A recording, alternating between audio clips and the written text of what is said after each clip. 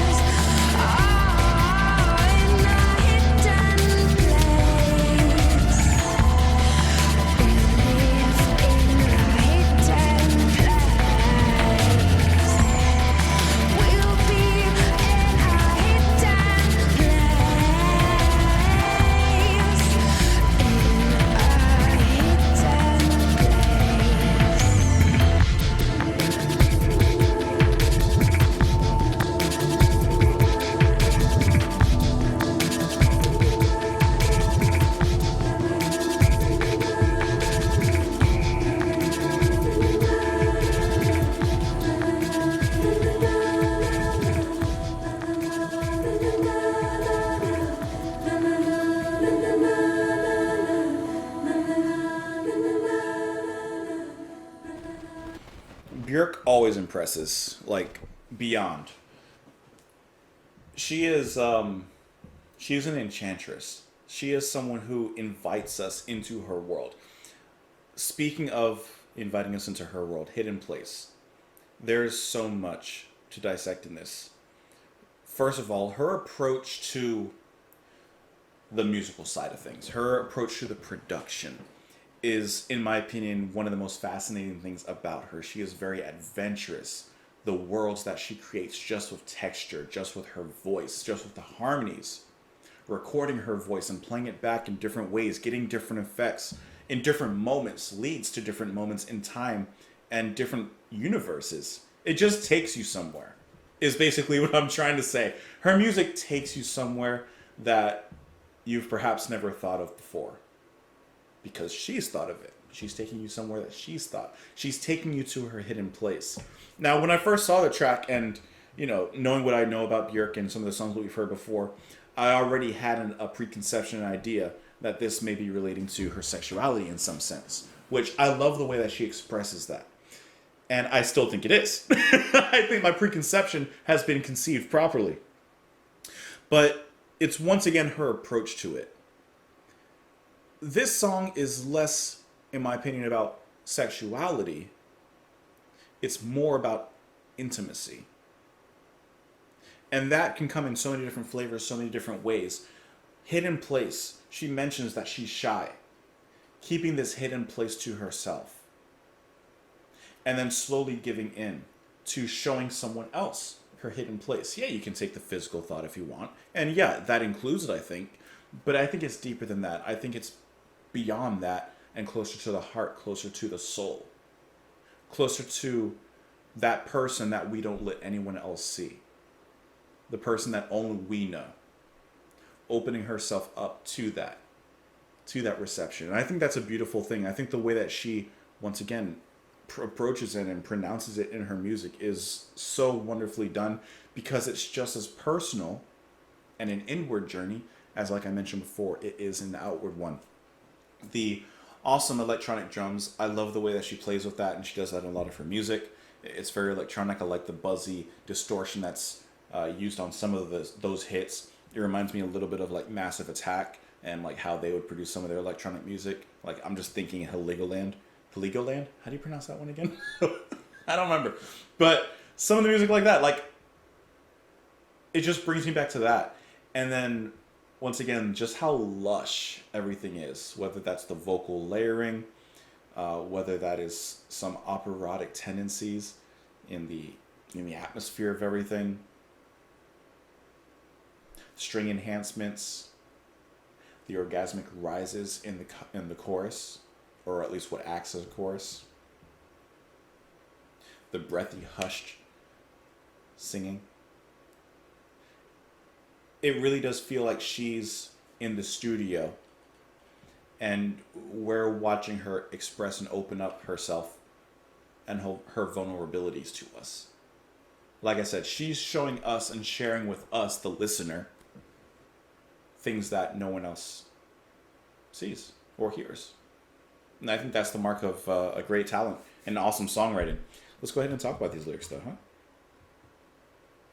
Through the warmest cord of care, your love was sent to me. I'm not sure what to do with it or where to put it. I like that. Through the warmest cord of care, your love was sent to me. So this love was sent to her with warmth, with good intention. But she's not quite sure what to do with it or where to put it. I'm so close to tears and so close to simply calling you up and simply suggesting we go to that hidden place, we go to that hidden place.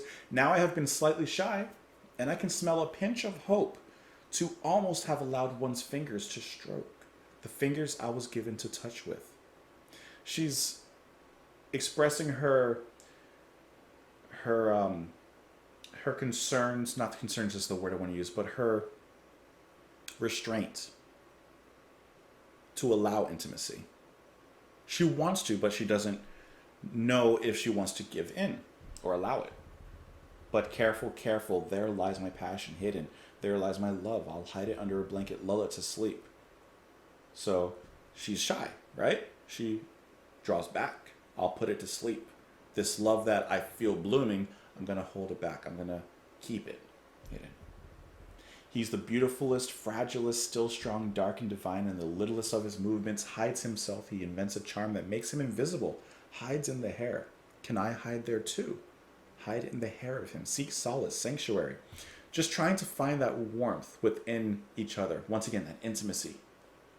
Finding it within him. He finds it within her. In that hidden place. In the hidden place. Will stay in a hidden place. So like I said, you could view this, and I think that it does encompass in some parts just the physical intimacy.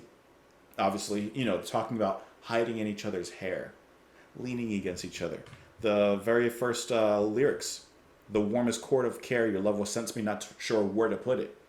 Could be, literally, not sure where to put this thing.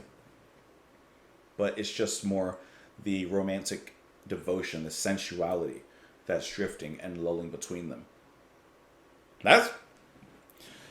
Björk always leaves you with a lot to think about, but she puts it in such good music that it's rhythmic.